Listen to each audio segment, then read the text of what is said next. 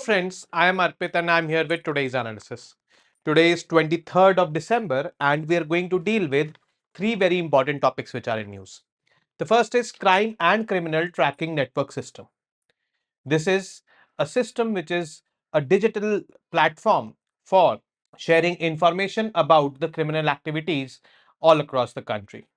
This was conceived in the aftermath of 26/11 attacks by the then Home Minister Mr. P. Chidambaram, and since 2009, funding for this particular program has been going on.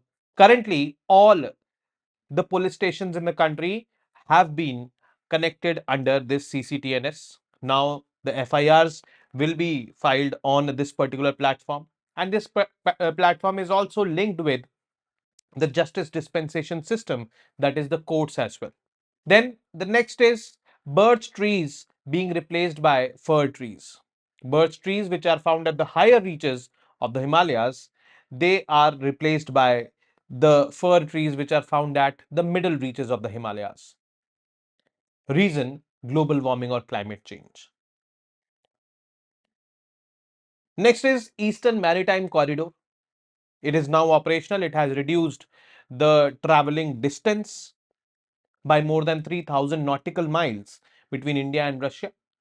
And it has also reduced the traveling time of around 24 hours, which was earlier more than 40 hours. The trade between India and Russia is increasing, and we needed these kind of alternate trade routes with Russia. This is going to be a game changer in the bilateral economic ties between both these countries. Then we will be dealing with the MCQs based on these three topics.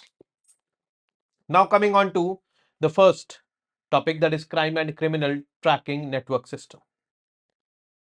This is obviously an effort to modernize India's police system, and all the 17,130 police stations of the country have been connected through this CCTNS. CCTNS was conceived in 2008 in the aftermath of 26/11 attacks, and in 2009 the Cabinet Committee on Economic Affairs approved a funding of around 2,000 crore rupees for this particular purpose. What are the objectives of CCTNS? There are two main objectives. One is to digitize and centralize police operations. So any crime committed by anyone anywhere in the country, if it goes for registering, means if an FIR is filed, so FIR is filed on this platform. So let's suppose a crime committed in Maharashtra, and that criminal escaped Maharashtra and is there in West Bengal, committed the same crime over there, and a report is being filed or he's been caught by the police. So verification and all is being done. The police can come to know what crime that person has done in Maharashtra, when that crime was done, what was the, I would say, uh, punishment given for that crime, because the data will be centralized and the data will be digitalized. That is the key objective of CCDNS. Then improve the criminal justice delivery system by providing police authorities with real-time data, improving investigation processes and streamlining the case management. So these two objectives are there. Now, milestone achievement, because all the police stations in the country, 17,130 police stations in the country, 28 states and 8 UTs have been covered, or they have been fully integrated into the CCTNS. So this is something which is a milestone achievement. The last phase of CCTNS was going on in states like Manipur, Nagaland, Bihar, Odisha, and Lakshadweep. And now they have been connected. 100% FIR registration will have to be done on the CCTNS platform. No FIR in the physical format can be filed now. And this ensures that every FIR, first information report, is recorded digitally. Impact of this is going to be, it is going to reduce manual errors, improve data accuracy, and enhance accountability in police functioning. Obviously, accountability enhancing, how will it be done? The top authorities in the police, they will come to know what kind of complaints are being filed, how many complaints are pending and all. They'll come to know about every FIR being filed in their state. And people can also go on this platform and track the progress of their complaints filed. They can ask questions from the police that what is the progress and all. So in this way, accountability of the police will increase. Now, key features, it is leading to nationwide integration, linking all police stations, access across states and UTs, all states and UTs, that is 28 states and 8 union territories. Citizen services, public access to information. Citizens can track complaints and case updates through the CCTNS platform, which improves public trust in law enforcement. And request for case verification and status updates of investigations can also be done by the citizens. This will increase accountability, as I just mentioned. It is going to be a comprehensive crime database. Details of accused person and habitual offenders will be there. Information about missing persons, unidentified bodies, stolen vehicles, charge sheets, conviction records, proclaimed offenders. Mention about all these things will be there. Crime record accessibility will be there. Police can search and retrieve data related to the ongoing cases. And most importantly, it is going to be integrated with other justice pillars like courts, forensic units, prosecution and fingerprint database, prisons, etc. etc. Now, this holistic integration is going to make justice delivery more streamlined, more efficient. I would say that is the requirement actually. Crime analytics can be, done, like data analysis and reports can be created. What kind of crimes are going on? What are the crime trends, patterns in criminal activities? This also can, if this kind of data analysis is done, then predictive policing can be, possible. So let's suppose the police have come to know about a certain kind of cyber crime which is happening in the state of Nagaland, let's suppose. Now, by doing the data analysis and all of the types of crimes happening all across the country, police has become aware. So if anything, any activity, the police is in UP, let's suppose. So if anything happens of such sort in UP, the police will be able to know, acha, this is that kind of crime.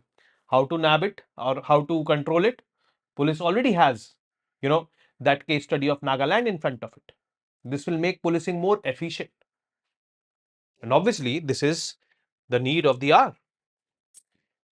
The best part about CCTNS is that it has been modified according to the three new criminal laws which were enforced from 1st of July 2024. These three new laws, Bharatiya Nyaya Sanhita, which has replaced the Indian Penal Code, Bharatiya Sakshya Adhiniyam, which has replaced the Indian Evidence Act, and Bharatiya Nagrik Suraksha Sanhita, which has replaced the Criminal Procedure Code, that is CRPC. Criminal Procedure Code contained all the procedures after prosecution of arrest, bail, and all. So CCTNS very much needed these kind of new criminal laws to be integrated, because these have replaced the older laws. So there was no point of bringing in CCTNS with the older laws. What does the modification include? First is arrest procedures. So senior officer approval is a mandate in cases involving serious offences. Then there's a provision in CCTNS for taking these approvals. Arrest information transparency. Information regarding arrests must be provided to relatives or friends of the arrested person, designated police officers, public display of arrest details, increasing transparency. So all these things. Forensic and investigation modifications. Mandatory videography is required for cases where the sentence exceeds 7 years. There must be videography of the crime scene. Biological samples. Police officers can now collect biological samples like DNA samples from the forensic analysis during investigations upon request. Forensic evidence. Greater emphasis on forensic evidence collection, ensuring that crime scenes are properly documented. Victims' rights and monitoring. These victims' rights and monitoring are also taken care of. They are now required to inform the victims about the progress of the investigation within 90 days. This is as per the new Bharatiya Nagrik Suraksha Sanhita, and ensures victim participation and accountability in legal processes. And they also have to share a fortnightly report, means maintaining a daily diary to magistrates detailing the progress of investigations and arrests. Now, all this is, increasing the clutches on the activities of the police forces, which is required because, that was making the police forces less efficient. This probably will make them more efficient, more accountable, more answerable to the people, to the authorities, and to other law enforcement agencies. Then procedural transparency, summons and notices, enhanced procedures for summons delivery and the display of arrest information to maintain accountability and prevent abuse of power is also, there in this.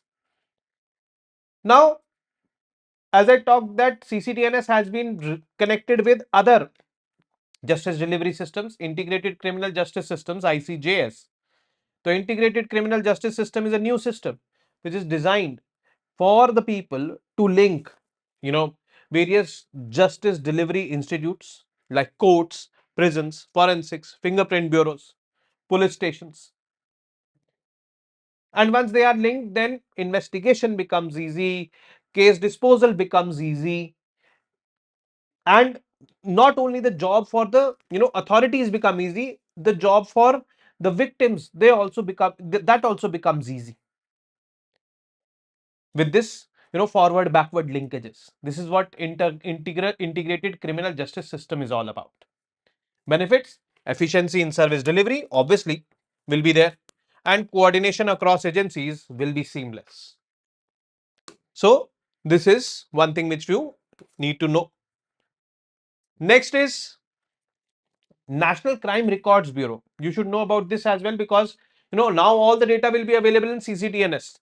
But earlier, all the crime related data was available in NCRB, that is National Crime Records Bureau. It was established in the year 1986, and it plays a vital role in maintaining national crime data and support operations to the enforcement agencies as well. Now all that will be done by CCTNS. The key functions of NCRB was data collection and analysis of that data. Central Fingerprint Bureau manages the national database of fingerprints and all. Forensic support provides digital forensics expertise to law enforcement agencies. So now a lot of works of NCRB will be taken over by the CCTNS. So let's see how this digitalization in justice delivery impacts justice delivery. Hopefully, fingers crossed, it should be positive. Next is birch trees being replaced by fir trees. Now, recent research has shown that climate change is affecting the Himalayan ecosystem. How? See, in the Himalayas, so let's suppose this is the Himalayan mountain. On the upper reaches are found the birch trees, and in the middle reaches are found the fir trees. Now, fir trees are, the Christmas tree kind of is a fir tree. It is a category of fir tree, and birch tree, higher reaches.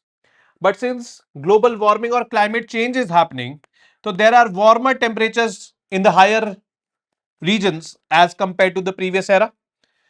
And this warmer temperature is suitable for this particular tree, which is growing in mid altitudes, because in the mid altitudes there was this temperature, the warmer temperature was there earlier. So in the upper reaches, the fir tree, or sorry, the birch tree is getting vanished, and it is being replaced by the fir tree. This is nothing but an impact of climate change. So what is happening?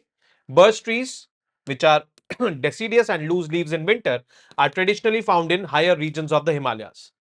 Fir trees, which are evergreen and keep their leaves, are now growing faster and higher up the mountains. And this shift is likely due to warming temperatures and drier conditions, which are benefiting the fir trees but harming the birch trees. So this is what is happening.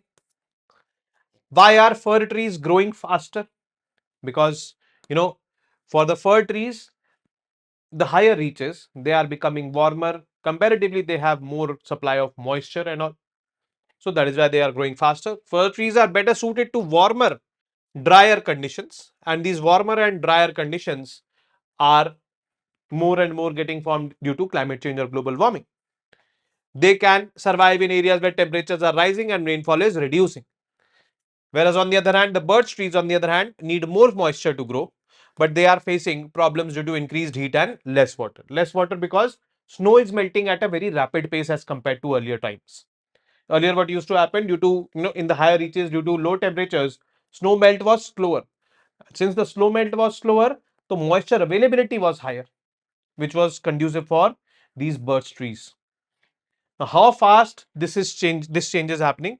Over the last 200 years, fir trees have climbed 11 centimeters per year, while birch trees have moved only 6 centimeters per year.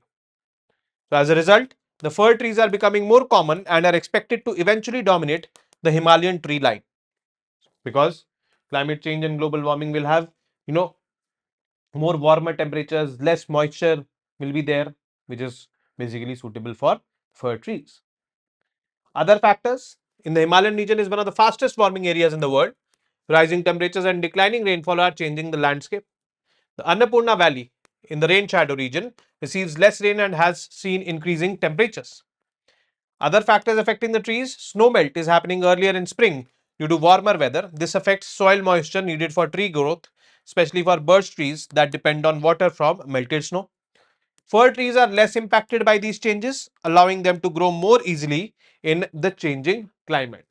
So, this is other factors which are, you know, impacting them. Other consequences: the shift from birch to fir will likely change how this ecosystem, the Himalayan ecosystem, functions. Decomposition may slow down.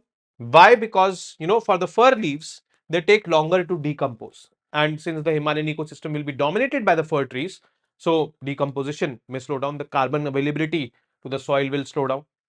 Water use will change since fir trees are better using water in drier conditions.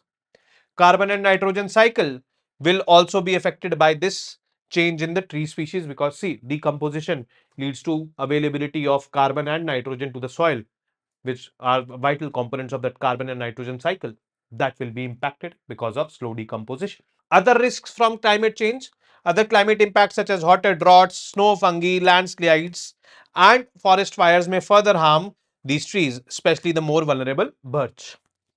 So, birch is birch at the brink of extinction? As of now, no. But yes, if the things or if the trends continue to be so, then it can be. And the last piece of news, that is the Eastern Maritime Corridor. The Eastern Maritime Corridor basically is this: Chennai to Vladivostok, 5647 nautical miles, and the existing one is from the western coast towards the Red Sea, then Mediterranean Sea via the Suez Canal, and then North Sea, and then reaching the western coast of Russia. It is 8675 nautical miles. If I see the difference in the distance, 3028 nautical miles is the difference in the distance, and the time saving is up to 16 days. 40 days are approximately required if shipping lanes or ships go through this route, and here 24 days are required. So objectively, by looking at this, we can say that the time has reduced, distance has reduced. But yes, the question is that whatever trade, import, export is happening between India and Russia, what is happening from the western coast, what is happening from the eastern coast, that also has to be taken into consideration. If we do not take that into consideration, then, our analysis will be, incomplete. Where, the major items for trade between India and Russia nowadays is crude oil. And Ural's crude is that quality of crude oil which India is, taking from Russia, and Indians are preferring Russian crude oil because we are getting it at a discounted price. So, crude oil is coming from the western coast also and from the eastern coast also. Our preference is eastern coast because distance is less, time is less, and most importantly, we have some significant investments in this particular region, Far East Russia, with respect to oil and natural gas. So, this is our preference thanks to this particular route which has started. One more thing is that this year the Indian and, Russian foreign ministers, they have kept a target for themselves that the trade between both these countries has to reach $100 billion by 2030. Current trade is somewhere around $65 billion. So the question is that will it reach or not? Well, as per the projections, it might reach. There are good amount of chances. But the challenge over here is that India's exports to Russia are very less in this $65 billion trade, only worth $4 billion, somewhere around $4 billion. And Russia's exports to India somewhere around 60 to $61 billion.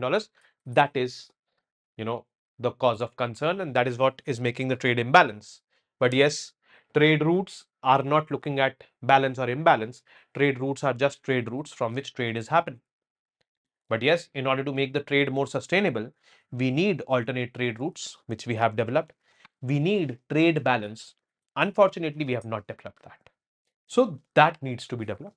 Key benefits: I've already spoken about the numbers, time taken and all. I've talked about it. Shipping routes, I have not yet talked about it, but yes, this Vladivostok, which is located near the Sino-Russian border, is Russia's largest port on the Pacific Ocean and acts as a primary hub for shipment to India. The new route leverages eastern Indian ports like Chennai, Paradip, Visakhapatnam, Tuticorin, Ennore, and Kolkata. So, technically speaking, we call it Chennai Vladivostok Maritime Corridor, but yes, it is not only connecting Chennai to Vladivostok, it is connecting all the ports on the eastern coast of India to Vladivostok. Reduced distance, reduced time, and this port is on the Sino-Russian border. That is also one strategic advantage which India has with respect to this particular port. Commodities traded with Russia, imports from Russia to India, crude oil, they dominate. Apart from crude oil, coal and coke, fertilizers, vegetable oils, and project goods are also traded. Exports from India to Russia. Key exports include processed minerals, iron and steel, tea, marine products, and granite. Other exports include processed foods, juices, and natural stones. But yes, this is somewhere around 4 billion USD, and this is somewhere around 61 billion USD. So this is something which is concerning, this trade imbalance. Impact on India-Russia oil trade. So India's growing dependence on Russian oil. So by mid 2024, India has surpassed China to become the largest buyer of Russian oil, a significant shift in global oil trade. Urals crude is that category of oil which comes from Russia to India. Price advantage, Russian crude is typically offered at a discount, and Indians love discount, you know that. Okay. But anyways, jokes apart, this discount was very high during the start of that Russia-Ukraine war in 2022, but with time, these discounts have reduced, but still they are there. So Indians are preferring this. Shipping savings, the savings from the new sea route sweeten the deal, making Russian crude even more cost effective for India. Impact of shipping cost savings, this is also why we are preferring this particular oil from Russia. Strategic and geopolitical implications. So there are obviously geopolitical implications because India has been criticized by the West, USA-led West, that why is India buying Russian oil? And India is always of this viewpoint that India is buying this oil to meet its domestic interest, to meet its national interest. So this has been India's straightforward and blunt answer. This has also helped India to create a balance, a strategic balance between West and Russia to practice strategic autonomy. This is what we call it. So, this is how it is. So, India's growing engagement with Russia, particularly in energy trade, serves multiple purposes beyond economic gains. It also helps India in curbing Russia's tilt towards China. That is also a very important angle because China and Russia, they are into such kind of friendship which is called as friendship without any boundaries. And this kind of friendship started just before the Russia-Ukraine war started. So we don't want this particular nexus, China and Russia nexus, to be, strong. So India relies on Russia for maintenance of its armed forces and cooperation on nuclear-powered submarines. India-Russia bilateral relations. This increased trade, particularly in energy, is expected to solidify India-Russia ties further. Russian President Vladimir Putin is set to visit India in 2025 as invited by our Prime Minister. So, yes, let's see what he has to bring to India. But yes, we are broadening our dimensions for connecting with Russia. We are not going to shy away from Russia. The message is loud and clear by the Indian government. Chennai Vladivostok Maritime Corridor or the Eastern Maritime Corridor is a testament to this particular fact. But yes, there are challenges as well. Reliability of the new route is a big question. It passes through that Strait of Malacca, which is heavily congested. South China Sea is also, part of the route somewhere. It is bordering China. So we are, we have now begun this route, using this route, but yes, reliability, stability of this route is yet to be addressed. Expansion of trade, it gains operational momentum. There is potential for expanding trade in other products like fertilizers, containerized cargoes and such. Diversification of imports. The route also has potential to facilitate the import of a wider variety of commodities from Russia beyond oil and coal. Now coming to MCQs. Consider the following statements and mark the correct one. The CCTNS was conceived in the aftermath of 2611 attacks. It aims to digitize, centralize the police records. Which of these statements are true? Second, which of these functions will be performed by the CCTNS? Registering of all the FIRs, integration with the justice delivery, citizen tracking complaints. Only one and two, only two and three, or all of the above? 3. Consider the following statements and mark the correct ones. Birch trees are evergreen trees found in the upper reaches of Himalayas. Fir trees are deciduous trees found in the middle and lower reaches of Himalayas. Only one, only two, both one and two, neither one nor two. And the fourth question, which of these statements with respect to the Eastern Maritime Corridor are true? The EMC is more than 3000 nautical miles shorter than the older route. EMC passes through the Suez Canal. Only one, only two, both one and two, neither one nor two. Now the answers to the MCQs of Saturday. First, consider the following statements and mark the correct ones. First is permafrost is a soil which is frozen for at least 5 years. No, it is at least 2 years. If a soil is permanently frozen for 2 years at least, it is declared as a permafrost. So this statement is wrong. Arctic region is a vital source of stored carbon. Yes, it is, because decomposition is very slow of the dead animals and the flora. So only 2 is the correct option. Consider the following assertion and reasoning and mark the correct option. Assertion is the decomposition activity in Arctic is slow. Yes, this statement is true, and this is slow because of the reduced temperatures. When the flora and fauna die, they do not decompose, hence they do not contribute to the carbon cycle up to that extent which the dying flora and fauna is contributing in the lower latitudes. There are sub-zero temperatures in the Arctic. Yes, this is the actual reason for decomposition activity being slow in the Arctic region. So both these statements are true, and R is the correct explanation of A. This is the option which is correct, A. Third, why has Arctic tundra become carbon positive? Global warming. Yes, due to global warming it has become carbon positive because permafrost is melting and the stored carbon is being released. Frequent wildfires are also happening due to global warming or climate change. Melting of permafrost is happening. All these are contributing to carbon emissions, and hence all of the above reasons are responsible. Fourth, consider the following statements and mark the correct ones. Government of India spends more than the global average on healthcare. This statement is absolutely false. It spends less than the global average on healthcare. Government allocation for healthcare has increased for FY25. This statement is true. So only 2 is going to be the correct option. Last question, which of these factors can have a direct impact on life expectancy rate? Here, the access to nutrition, direct impact. If it is good, then life expectancy rate will increase. Access to healthcare services, if they are good, then life expectancy will increase. Education has a indirect impact, not a direct impact. See, the educated ones, we cannot guarantee that they will be having good nutrition or they will be having good healthcare services. We don't know if they are educated, they are how much aware they are. So education does not have a direct impact but an indirect impact, but these two have a direct impact. But unfortunately 1 and 3 was not nowhere in the options. So actually it is 1 and 3. I would say all the options, they are of no use. But yes, if you want to consider this as 1 and 3, then this can be the correct. If you want to add 1 and 3 over here, this can be correct. If you want to add 1 and 3 over here, this would be correct. But yes, 1 and 3 are the correct options. So with this, we've come to an end of today's session. I will be meeting you tomorrow now with more such informative news pieces. Till then, you guys very well know what to do. I am not repeating it today. Namaste. Jai Hind.